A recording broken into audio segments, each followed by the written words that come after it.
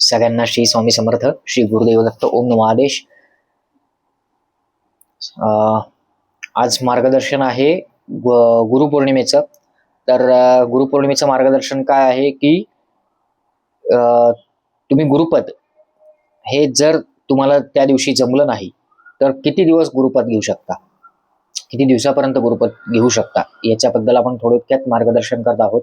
तर चॅनलवर नवीन आला असाल तर अवश्य सबस्क्राईब करा, म्हणजे येणारे नवीन व्हिडिओ श्री स्वामी समर्थ महाराजांचे, दत्त महाराजांचे नवनाथ पारायणाबद्दल माहिती, गुरुचरित्राबद्दल माहिती, नवनाथ पारायणाबद्दल माहिती, त्याच्यानंतर शंकर महाराजांबद्दल माहिती, दिंडोरी प्रणित मार्गाबद्दल माहिती आपल्याला अवश्य मिळेल. तर अवश्य सगळ्यांनी सबस्क्राईब करावं.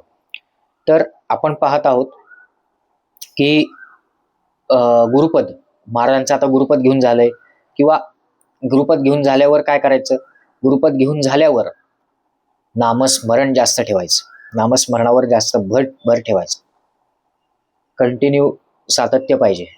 जेव्हा वेळ मिळेल तुम्हाला, जेव्हा वेळ मिळेल महाराजांचं नामस्मरण करत राहायचं. नुसत्या माळाच जपायच्या का असं नाही, माळ जप झाल्यानंतर सुद्धा कंटिन्यू म्हणजे सातत्याने मनामध्ये महाराजांचं नामस्मरण चालू असलं पाहिजे. उठता बसता खाता पिता नामस्मरणच करायचं. आपल्या रक्ताचा एक एक थेंब नामाचा झाला पाहिजे, एवढी आपली पात्रता आली पाहिजे. आपण कोण नाहीये, माझी पण लायकी नाही महाराजांपुढे बसायची, पण महाराज जे ज्ञान देत आहेत ते तुमच्यापर्यंत देणं माझं कर्तव्य आहे. म्हणून मी महाराज जे देऊ करतात ते तुम्हाला फक्त देण्याचा छोटासा प्रयत्न आहे. त्यात माझं काही स्वार्थ नाही किंवा काही नाहीये. तर ही जी सेवा आहे ती सेवा फक्त निस्वार्थपणे तुमच्या पुढे मांडण्याचा मानस असतो. तर गुरुपद कधीपर्यंत घेऊ शकता, समजा गुरुपौर्णिमेला तुम्हाला गुरुपद महाराजांचं घेता आलं नाही तर तुम्ही गुरुपद कधी घेऊ शकता, कमीत कमी तुम्हाला महिनाभर तुम्ही गुरुपद महाराजांचं घेऊ शकता, काही हरकत नाही. पुढच्या पौर्णिमेपर्यंत तुम्ही गुरुपद घेऊ शकता. महिन्यानी दर महिन्याला पौर्णिमा अमावस्या येतच असते, अमावस्या पौर्णिमा.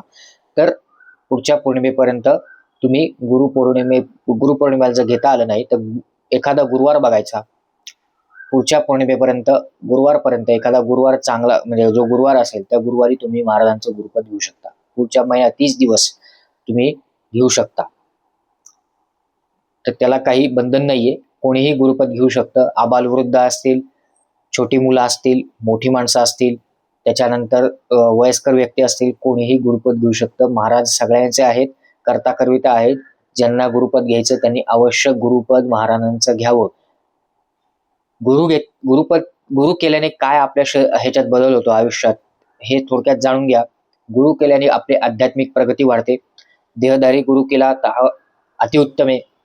देहधारी गुरु कसा करावा ह्याच्याबद्दल मी सांगितलेलं आहे की ज्याचं तुम्हाला मार्गदर्शन खूप आवडतं, जो तुम्हाला सात्विक वाटतो, त्याच्यानंतर ज्याचं तुम्हाला बोलण्याने तुम्हाला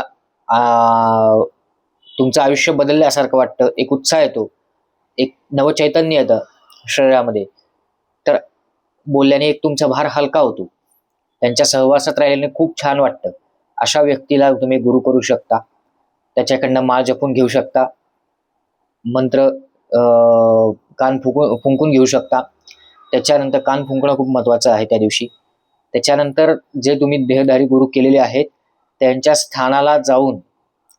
स्थानाला जाऊन तुम्हाला गुरुपौर्णिमेला त्यांचं आदरातिथ्य करायचं आहे.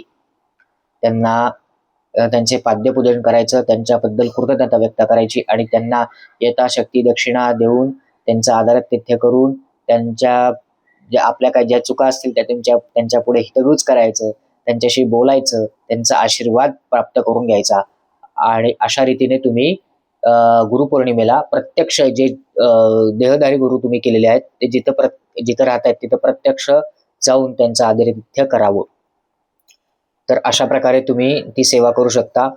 गुरुपौर्णिमेला काय सेवा करावी याच्याबद्दल थोडक्यात सांगतो. गुरुपौर्णिमेला सेवा जी आहे ती तुम्ही स्वामी चैत्र सारामृत 1 ते 21 अध्याय म्हणजे एक पाठ पूर्ण वाचू शकता. त्यानंतर ते जमलं नाही तर तुम्ही संक्षिप्त गुरुचरित्र वाचू शकता.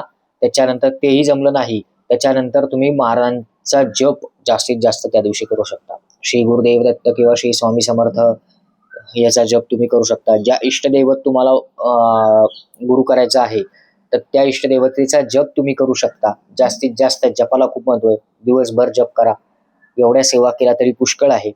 बाकी जास्त काही करायची गरज नाही. गुरूंना आपली सेवा आणि आपली हे समर्पित करावी. जो जप तुम्ही वर्षभर केला आहे तो महाराजांपुढे ठेवावा लिहून, की माझा एवढा एवढा जप झालेला आहे, महाराजांच्या पायापाशी ठेवून द्यावा गुरुपौर्णिमेला. तर अशा रीतीने गुरुपौर्णिमेची तुम्ही सेवा करू शकता. त्याच्यानंतर जप जास्तीत जास्त करा, नामसाधना करा. त्या दिवशी पूर्ण दिवस शांत राहायचं, जास्त गडबड गोंधळ करायची नाही, मन शांत ठेवायचं आणि महाराजांचा जप जास्तीत जास्त करायचा. एवढ्या सेवा तुम्ही करू शकता. त्यानंतर गुरुचैत्र पारायण हे तुम्ही 22 तारखेपासून म्हणजे 22 जुलै ते 28 जुलै या सप्ताहामध्ये 22 जुलै ते 28 जुलै या सप्ताहामध्ये गुरुचैत्र पारायण अवश्य करू शकता. गुरुचैत्र कसं करावं, काय करावं ह्याच्याबद्दल मालिका आपण यूट्यूब चॅनल दत्तचंद आध्यात्मिक भवन या चॅनलवर आपण केलेली आहे आधीच. तर तिथे जाऊन प्लेलिस्टमध्ये जाऊन तुम्ही बघू शकता गुरुचैत्र मालिका कशी आहे, काय आहे, प्रत्येक नियम आणि नियम काय पाळावेत, कसं करावं गुरुचैत्र हे तुम्ही पाहू शकता. तर 22 जुलै ते 28 जुलै गुरुचैत्र करा. ज्यांना शक्य असेल त्यांनी गुरुचैत्र करू शकता. आणि 29 तारखेला त्याचं उद्यापन कसं करायचं ते पण मी सांगितलेलं आहे त्या मालिकेमध्ये. तर उद्यापन 29 तारखेला करू शकता. तर अवश्य सगळ्यांनी गुरुचैत्र पारायणाला बसा. ज्यांना शक्य आहे त्यांनी बसा. काहीच शक्य झालं नाही, नुसतं नामस्मरण करा. दिवसभर नामस्मरण केलं तरी पुष्कळ आहे. तर झाली सेवा. आज हेच सांगायचं होतं मार्गदर्शनामध्ये, की गुरु नाही जमला तर काय करावं आणि कशा पद्धतीने गुरु करावा याबद्दल मार्गदर्शन करायचं होतं. तर झालेली सेवा ही महाराजांची रुजू करतो. श्री स्वामी समर्थ. श्री गुरुदेव दत्त. ओम नमो नारायण. श्री स्वामी समर्थ.